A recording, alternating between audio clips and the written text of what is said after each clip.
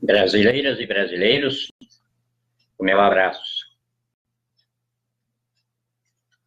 O dólar hoje está 3,81. E alguém pensa que o cerco de desabastecimento do Brasil apareceu e desapareceu? Não. Pela primeira vez nos seus 518 anos de história, o Brasil vai registrar no poder a presença de um profissional.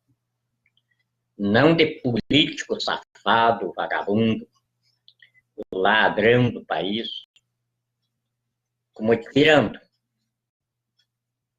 grandes espécimes do passado na geração presente, poucos sobram em esfera federal. Temos bons políticos em esfera municipal e em alguns estados. Isso vai se comprovar agora quando eu começar o expediente efetivo na sede do governo da República, quando o persecutório institucional do Estado, que a Polícia Federal veio ensaiando desde a Operação Lava Jato, para adquirir no know-how que o tamanho da tarefa e o ineditismo dele na história da vida civilizada exigia. Mas agora temos uma Polícia Federal não apenas encarada como a melhor do mundo, mas também a mais bem preparada do mundo. E temos também, entre os bandidos escondidos atrás da toga, vagabundos que se impõem pela intimidação na mercadejação forense de sentença, que tem o seu retrato mais exposto no Supremo Tribunal Federal, temos grandes magistrados na Justiça Federal. E é evidente, alguns, bem claro, alguns na Justiça Comum. Falo assim porque eu não sei do mundo da inteligência se ignorasse o currículo de qualquer pessoa na vida pública do Brasil.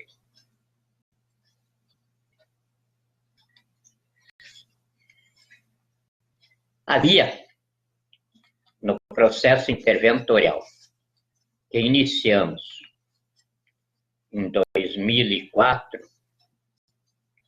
com a sua efetivação a partir de 2005, e a reação de cidadania da nação perante o Supremo Tribunal Federal, a partir de 2008, enfrentamos a eclosão da picaretagem que vive de explorar incautos nos meios de comunicação do país, dos formadores de opiniões, estrumes que a civilização gera e, nos momentos em que ela afunda no subdesenvolvimento, como ocorreu agora, eles vêm à tona. Cito aí um tal de João Guerreiro e outros do naipe dele. Teceram acusações contra mim e, inclusive, publicaram currículos, vidas pregressas a meu respeito. Já desapareceram quase todos. E nestes dias que ainda falta para mim começar o expediente na instituição da Presidência da República, vai desaparecer o resto. Vai desaparecer pro forma, porque temos os nomes e os endereços de todos bem anotados. E cada um deles vai falar comigo, olhando nos meus olhos, e terá de ter as provas de tudo o que me acusaram. E a partir daí, que vai começar o expurgo da civilização brasileira. Não é na área inimiga exposta, porque a área inimiga exposta é aquilo que a área oculta, que não se diz inimiga, produz na dinâmica existencial da nação.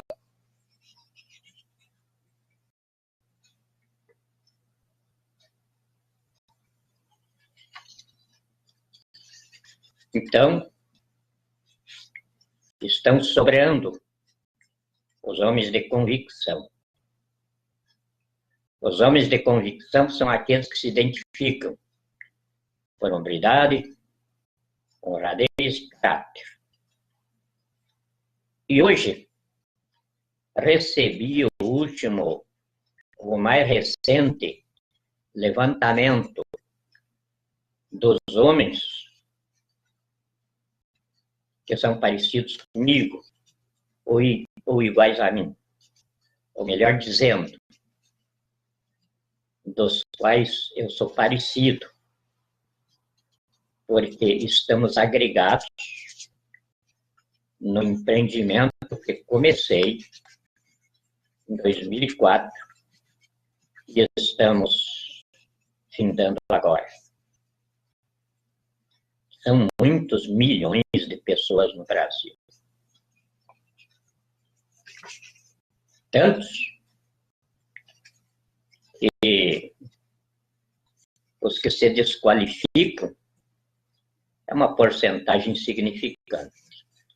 E isso me orgulha demais e me enche de ânimo como o primeiro pão desse país honrado, inteligente, sábio e gigante, como a quinta maior população do mundo. E isto dá o grau da responsabilidade que eu, como chefe de Estado, tenho de ter consciência dela. A quinta maior nação do mundo é a quinta maior fonte dos destinos da humanidade. São os grandes aglomerados humanos que tecem o caminho para os menores. Então, é evidente que neste momento o povo brasileiro não poderia ter na magistratura de Estado outro que não viesse das universidades, pelas Forças Armadas, para ser o estadista, com a humildade de primeiro peão da nação. Como escrevi no Facebook, um peão, com um prazer enorme, tanto de estar na frente da nação, no caminho da roça, no projeto Amazonas, como estar ao lado da nação em todos os seus ideais,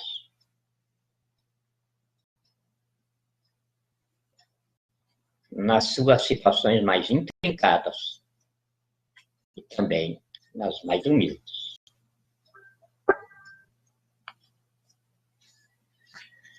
Mas esta fala é para informar vocês que, como eu instalei no Brasil um tempo novo que está pavimentando o caminho de uma civilização nova que Deus destinou para começar no Brasil. Quando eu dizia, vou subir a rampa tal dia, eu vou subir a rampa do Planalto tal dia, eram tiradas estratégicas para manter os inimigos ocupados com as suas próprias mediocridades e a gente pudesse continuar nossos afazeres em paz. Mas nunca teve nos meus propósitos subida de rampa, essas coisas de festa. Como peão da nação, eu tenho de me comportar como tal.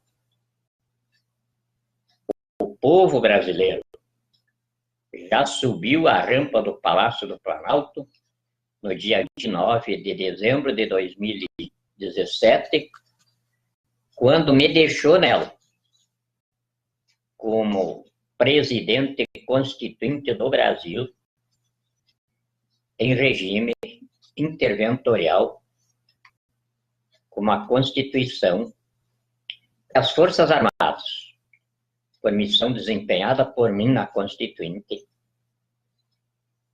construíram nela. E eu, como jurista, escriba da Constituição, é evidente que sei lidar com os mecanismos que eu ajudei a construir nela.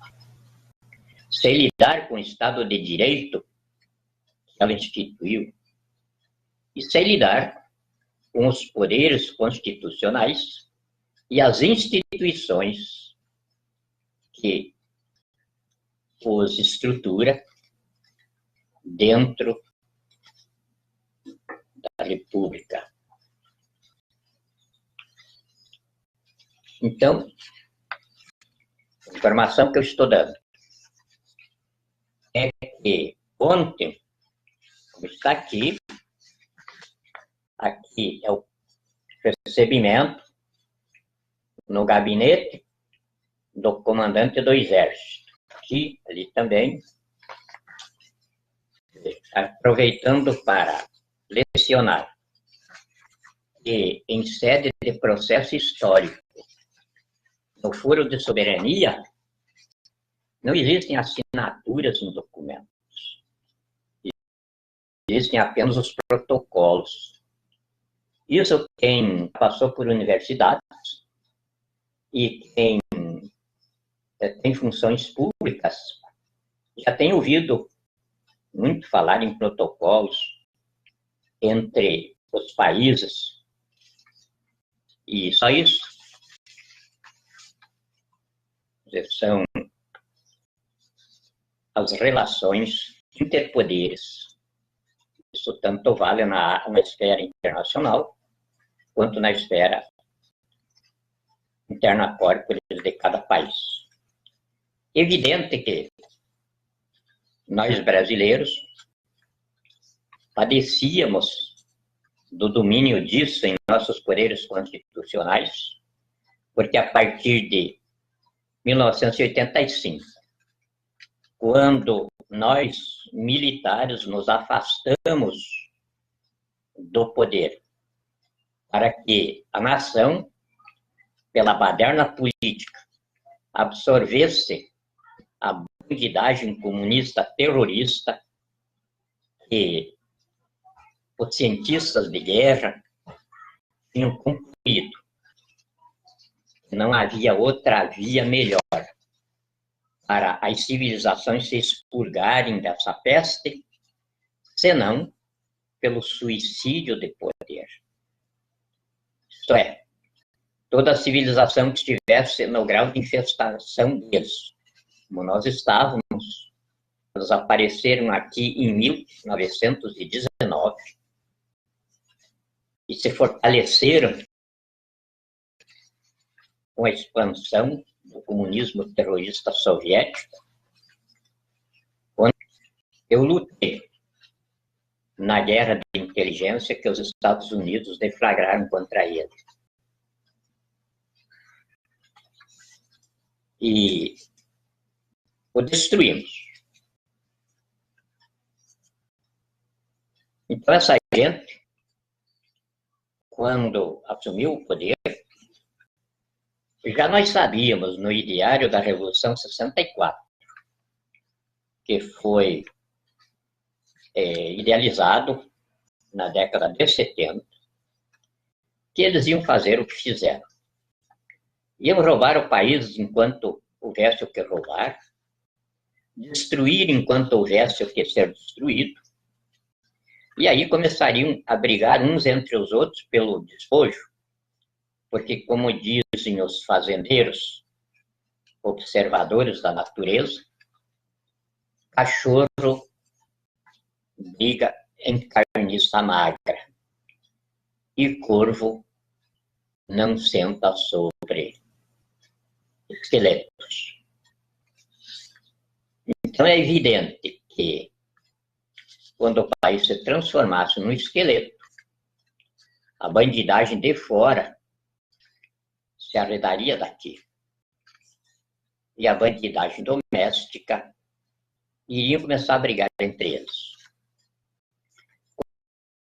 Quando nós imaginamos que já está ser destruído e roubado no país, então eu protocolizei no Supremo Tribunal Federal a reação de cidadania do povo pela instituição da intervenção constituinte no processo histórico, como a Constituição institui.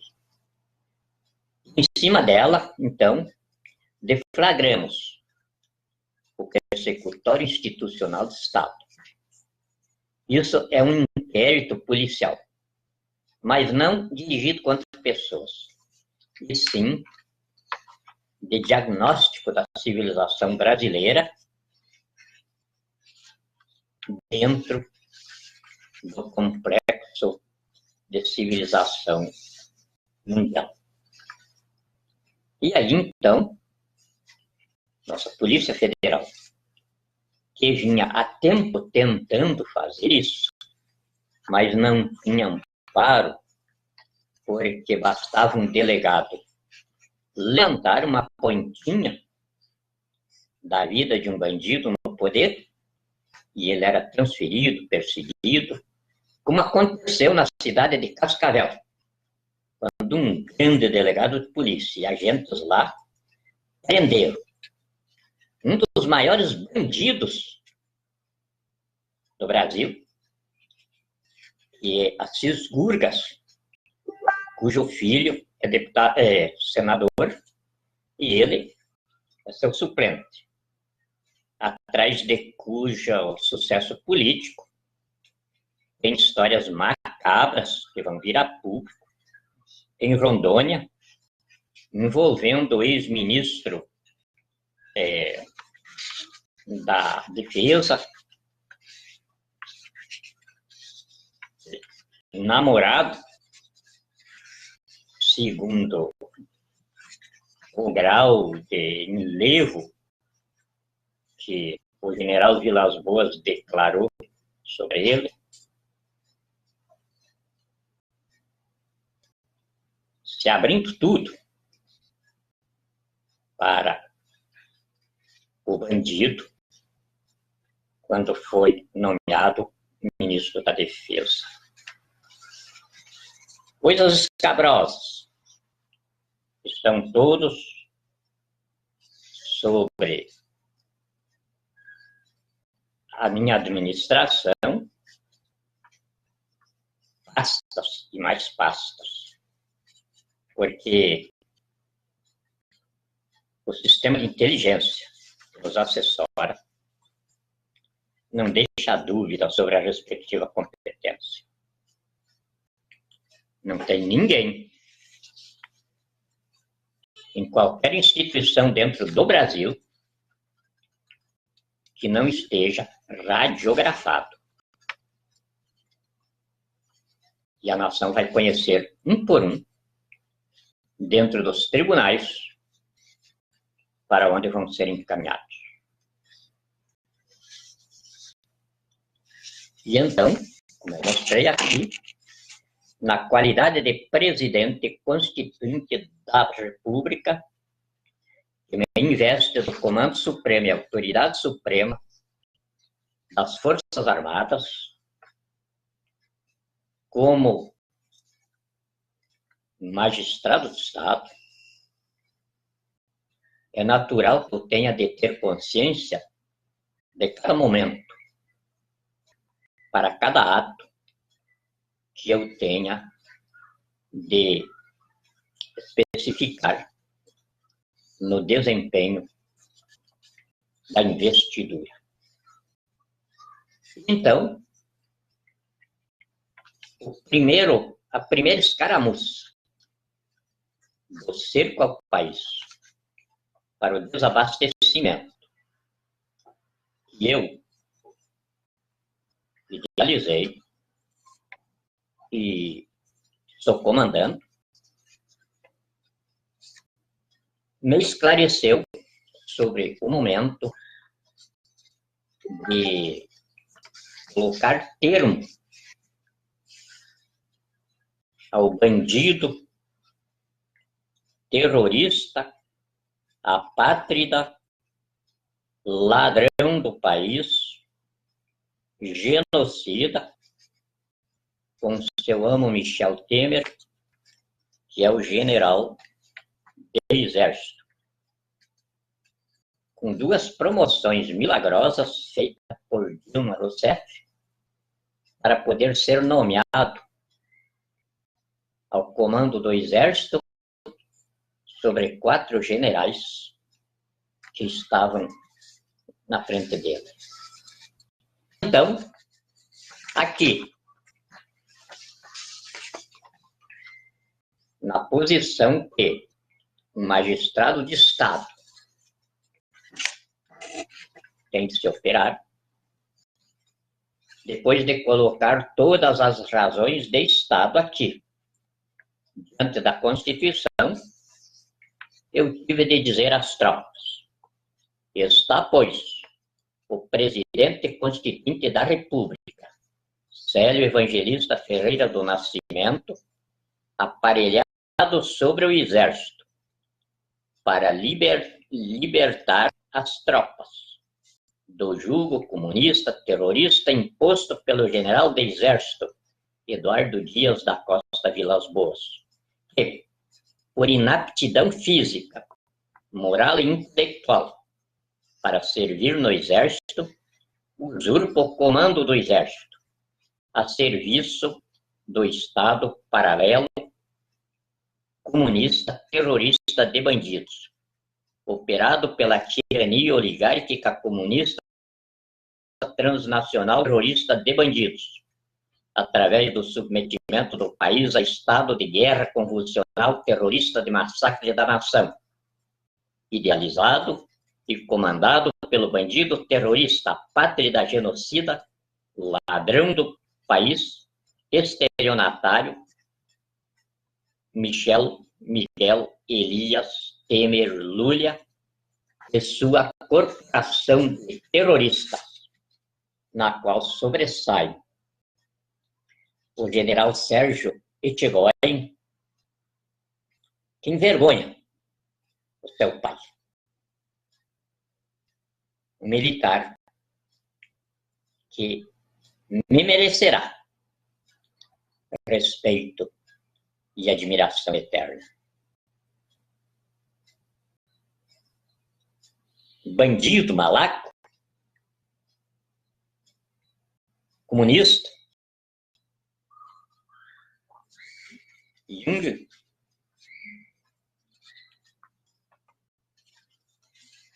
e os demais que eu cerco.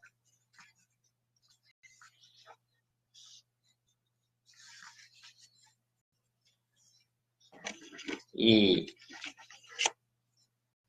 aqui mesmo estou determinando as tropas à prisão do comunista, que infelizmente pesteia o exército. E estou dizendo para as tropas que eu prefiro ser obedecido. Porque essa apresentação que eu fiz aí, do primeiro ato do cerco ao país para o desabastecimento, que repercutiu imediatamente na América Latina, em todo o mundo, e hoje vem dentro do que eu determinei no Exército, apresentando o dólar a 3,8.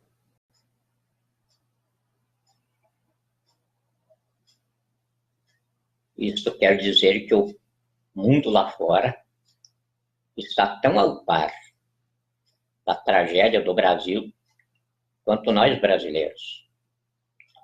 E não quer que isso continue. E então quero que a nação me entenda.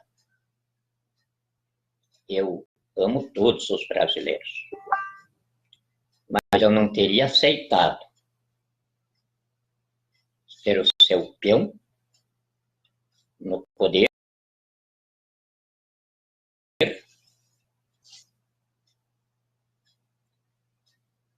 se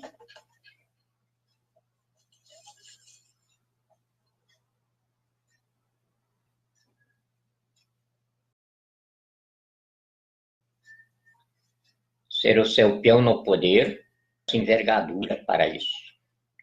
Eu sou piloto e nós pilotos falamos muito em envergadura. O que é envergadura? A envergadura é a capacidade do avião de decolar e se manter no ar.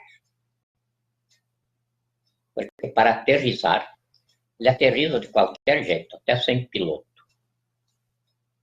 Se espatifa no chão.